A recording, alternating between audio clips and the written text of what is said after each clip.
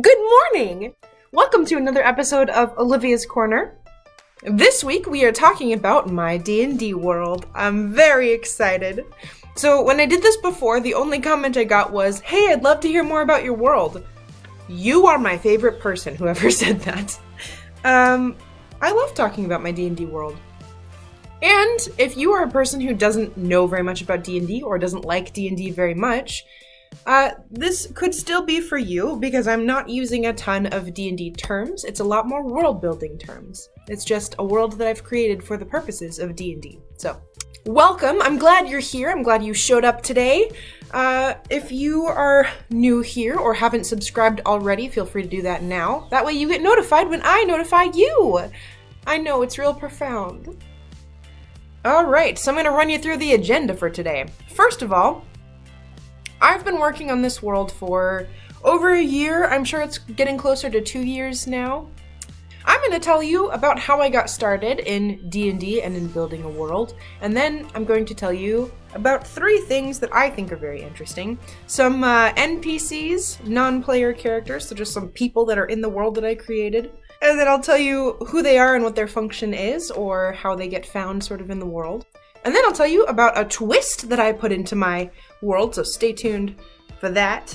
And finally, about some really cool ruins, because why not? So, let's get started!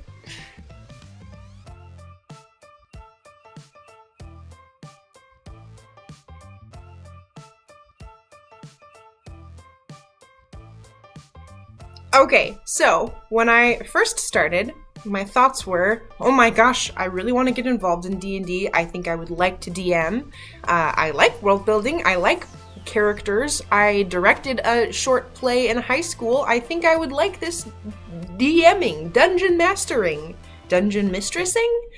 I think I'll like it, so I gotta figure out what I'm gonna do. So from all of the media that I consume, there's a person who has created a world. So I was like, okay, cool, step 1, create a world. Easy peasy. So the first thing I did was roll out a big sheet of paper and throw some dice on it and made a map. If you've watched my Get Ready With Me's, you know exactly how I do that. There's world generators and I just look at how the dice land on the paper and voila, a map. That was for the continent of Dolkenzol. I've probably referenced that before or mentioned it before in my other videos. It's the first continent I created, and there's a reason we're not playing there. I borrowed a pantheon because I didn't feel like coming up with deities, and because there are already some really good ones and well done ones in the world. So I borrowed the one from Critical Role because it's the one that I'm familiar with. And as a beginning dungeon mistress, I am comfortable with this idea of borrowing some of these ideas so that I'm not just starting from scratch, because that's even more work, and I'm already giving myself a lot of work. I didn't like the continent that I made, so I made another one. And that's where we are in the continent of Velsar, which is where my whole entire campaign takes place. So I know I've talked about some of this stuff before, like the city of Lithian. It's my sort of gem of the coast on my main continent. And so I think I've told you a little bit about the NPCs that are there. The 3 bosses of Lithian. They are... Let me clarify. In the world of video games, a lot of people hear these are the bosses and think those are the 3 people that I have to kill or slay or defeat in some way. And that's not what I mean. They are the, like, crime lords. So you could, as a party, theoretically go parading through Lithian and try to kill all the bosses. You're gonna have a heck of a time, but you could do it. And also, it's a place where crime rises up afterwards anyway, so you can slay 3 and 3 more. It's like a Hydra. It's like a Hydra. 3 more would show up. So, before we get to the 3 Lithian bosses, I've got some other fun names I'd like to share with you of some people that are just in this world that my players could totally go interact with. One of them is named Stacy Seaweed Riley. She is a bard that walks around with bare feet. She typically performs a lot in the massive island cemetery, which we will get to. And she's from a place called Frolenrud. try to spell that down there for you. Right down here. Frolenrud. The next character is named Lyara Barley, named and completely themed after a person who I love, which is Laura Bailey, one of the actresses in Critical Role. One of the voices that she does is this adorable Southern accent, where she like braids her hair in these cute little braids, and it's adorable. I do not want to attempt a Southern accent, but I definitely practiced one so that my players could interact with this character, and then completely bailed because I'm very self-conscious about accents when they're prompted. And the next one is just because I like the name. I have a character named Chauncey Rubin. You can find him in Lithian, and he's an interesting character. He's got a quest that you can fulfill with him if you meet him. Speaking of Lithian, I'd like to tell you a little bit more about my 3 bosses of Lithian. So you've got Wind Botelkroon, who I'm going to spell right down here for you. She basically is the owner-operator of the Amazon of the world. Imagine the way that our world looks at Amazon, minus the frustration about capitalism behind it. And just the way that you can get any items, any supplies shipped to your house for a small fee. It's the same idea that this person has warehouses and huge storage spaces with supplies, and also just has really good business deals. She's a good business owner with a lot of other people in the area, and she can get supplies brought to her, get them packed up, and get them shipped to people who need them. And it's just a really efficient way to have people get their supplies. Of all of my bosses, she's probably the most neutral. In the world of D&D, there's like an alignment chart. You've probably seen things about alignment charts, and if you haven't, I definitely think you should look them up. There's lots of memes about them where people put different things in the boxes. Wonderful. But if there was going to be one who is less evil, it's definitely this one. She's got people.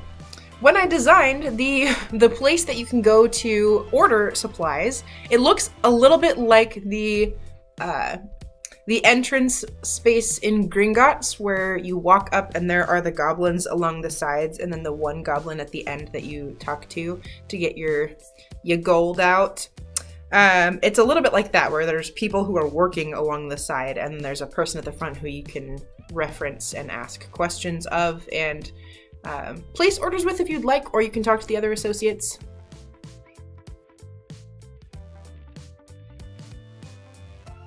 The next of the bosses is Kuhn.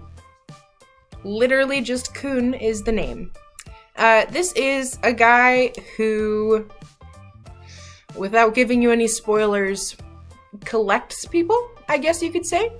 In a very Stockholmsy kind of way, goes to villages where there are like little kids and looks for people who would be good fighters, and then either kills their families or just kidnaps the kids and takes them away.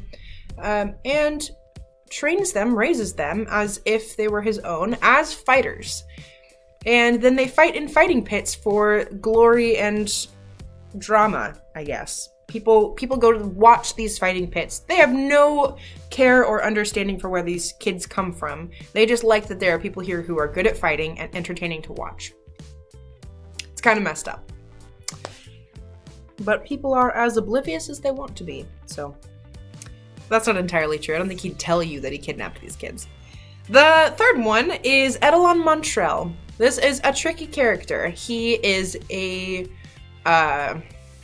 man who trades in knowledge and secrets. So he's also a person who could totally get you some sort of ancient artifact if that's what you were looking for, or procure something that was hard to get for you, but he also has agents everywhere, and I don't just mean around Lithian, I mean around the continent and in other parts of the world, who relay information to him. So one of the things that I wrote into the behind the scenes of how his sort of business section functions is that there's like a room of magic casters who are sending a magical spell called Sending, where you can send 25 words to someone and they can reply in 25 words, and then you have the news of their area. So he's got people who are just sitting and sending messages as many times as they can, back and forth with a variety of people, and he always has updated information about the movements around everywhere. It's scary. It's probably more power than one person should have. But doesn't that make the best boss? Doesn't that make the best villain? He's not the villain. He's not the villain, but it could be. He is a powerful ally and a powerful enemy. So, my players are still have to decide whether they will reference with him more. There's a lot of things that he would have to offer on a quest, but. And then for a bonus piece of material, I want to tell you about Kelly, which is spelled like this. And it is a place where adventurers go when they are retiring. So it's literally a city or like a little town that's kind of still expanding every now and then, where there are no inns because everyone is hospitable enough that they'll let people come and stay in their own houses. There are no shops because everyone trades with each other and provides for each other. It's very community-based, the same way that playing in a D&D party is supposed to be community-based, or is often community-based. That when people find things, they share them among who might need them. So it might be a little idealistic, but I like it. I like that there are just people who have seen how the world works and decided to live together and make it work better. So if you don't like it, you can leave. Okay, is that enough information about NPCs? Are you ready to move on? Okay. Part number 2 is the twist. The thing that I looked at and said, you know, it'd be interesting. This is how it started. I rolled a bunch of islands. And when I was working on what goes where, as a person who doesn't really understand geography, I was just like, there's a circle over here, and that's an island. And over here, there's an island. Those are really close together. I wonder what would happen if they were connected for some reason. And I made an island cemetery because there were too many islands. So there's this massive island cemetery, and I have a wonderful lore purpose for this. So if you remember previously, the legend of the continent of Velsar is that there was this humble, kind kid who was blessed by the goddess of light, Sarenrae, who believes in redemption, who said, hey, you kid, go to this other continent. There's a lot of dark shit there, and you're going to take care of it. And then sent this kid there. He got this dope staff. It is very central to the current plotline. And Velsar then cleansed the land of this dark magic, dark evil, necromancy kinds of things. Necromancy is not always evil. Some of the healing spells in the world are also necromancy, but generally considered not cool to raise people from the dead or control dead corpses. You don't really want Grandma parading through with swords after she's gone. Just offshore of the city of Angledesh, which is one of the major cities in the kingdom of King Bellinor, there is an island that is a mass cemetery. The function of this is that once Velsar had cleansed the land of said darkness, evil, necromancy stuff, one of the things that they chose to engage in to combat that continuously happening is that if all of the corpses are in one place, then the whole continent can't have an uprising of undead. It's just around Angledesh and that one island. So there are a lot of measures against necromancy, and they're all placed around that island. Most people do not do any sort of burial ceremonies in their local neighborhoods unless there's nothing left to bury and it's an empty grave for the sake of the family. But Velsar, this person who saved the continent and became a leader,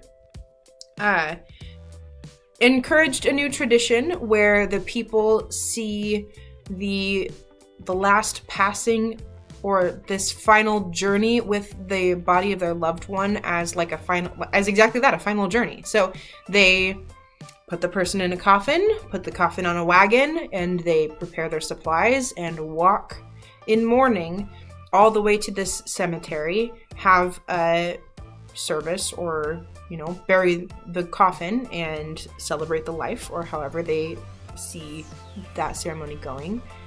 And then that's just it's a sort of closing of someone's life chapter in a largely celebrated way. Okay, that's part number 2, the twist. Here is part number 3. I told you I would tell you about the ruins. Taking a leaf out of Tolkien's book, I learned that the settings of The Hobbit and Lord of the Rings are somewhat post-apocalyptic. There's some sort of fall of a kingdom before that. I have not read the Silmarillion. But that the ruined, fallen remains of a previous continent were a big part of why, like, there was that cool statue in the forest in the Hobbit movies, I imagine. I thought it was a really cool idea that to make it already post-apocalyptic, but also ancient? Medieval? So, there are lots of remains of ruined civilizations. If you go into the forests around Zor, there's lots of places. There's, I guess this is a little spoilery for my players. There's a mage's tower in the forest outside of Zor, where one important, potentially helpful NPC could be found. Maybe. I don't know. There is a semi-ruined king's castle in the kingdom of King Cantwell. Most people have not gone to check on the royal family that live in the kingdom of King Cantwell. I don't know how they'll find the people there. They've been, I think, when I describe the kingdom of King Cantwell, it's the king who, way back when the divide happened, said, you know what? Do whatever the hell you want, I'm not going to be in charge of you. People can make their own choices. And now it's called the Lawless Lands because that works all well and fine for a very short amount of time. The king and his family moved into a castle in the forest and lived fat and happy, and all of the generations after that also got to live just cozy up in their place, no responsibilities. People ship them food. And as far as the rest of the world knows, people still just ship the royal family food and supplies, and they get a regular shipment from, like, the bosses in Lithien so that they can just keep ruling however they feel like. And then there's the bazaar, which is literally a, like, tent city in the ruins of a old city along the coast, where a lot of people have set up just permanent little shops. It's called the bazaar because you can buy just about anything there. There's a dealer of magical items. Like, you can get, well, I mean, his items are often cursed. There's this adorable little girl who just sells, like, flowers. There's, like, an apothecary type tent. There's a hides and, like, goods from animals tent. There's lots of things. You can buy just about anything. And it's all built in these ruins. So there's this really interesting dynamic where it's a road that's kind of crumbled because it's been there for a long time. And these partially collapsed buildings that people have built their lives around and into and use as shelter. And then there's this beautiful community and setting of tents and other small houses built. It's cool. I like ruins. I like the aesthetic a lot. When I started this world, I wanted it to be epic and unique. I hate the idea that everything has been done already, whether or not it's true. I didn't like thinking that I had left anything unthought out, so to speak. And it turns out that's impossible and just leads to anxiety. So for the sake of my brain, I have changed some things in how I do planning. For example, when I started learning D&D, I tried to be anti-tropes. I created a character who you've probably heard about if you've watched these videos, and her name is Crimson. And she was a bard, but everyone has these tropes about bards trying to seduce their way out of every situation, and that makes me uncomfortable. I don't want to be that kind of bard. I'm also discovering that there are some tropes that are just wonderful and very okay to put back into it. In fact, one of the biggest thank yous I owe is to Ginny D for talking about how she created a character and then later was like, I don't like this character. I was trying to create an anti-trope character and I really just want to play a pretty elf. What the hell is stopping me from just playing a pretty elf? And I said, you know what? You're right. And that's why, like, that was a huge relief for me in creating Ellery, my sea elf cleric, who you've probably seen me cosplay. I just wanted her to be cute. And she really is. I've drawn some wonderful art of her, but here,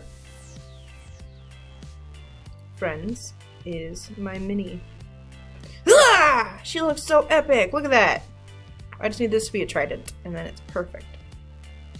Yeah. Good colors. She wears, my DM did a great job painting this. She wears fishnet tights.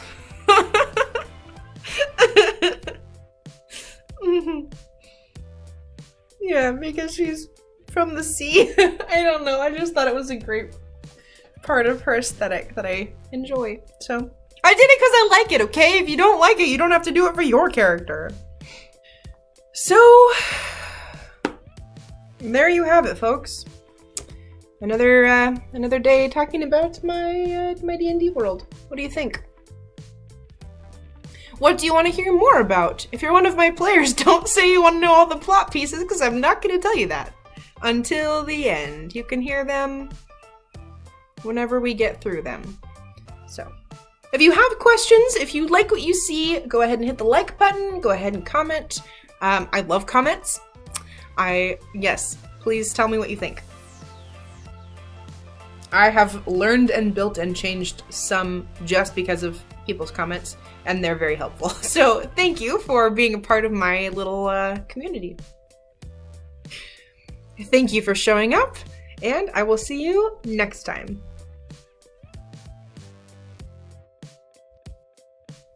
Cool intro here if I have one. Oh, does that help? Yeah, evens out the shadows. Now do I look mysterious? Not really. And there's a king's castle in the city of... Nope. This outfit is brought to you by my desire for spring and the fact that it's not spring. Okay.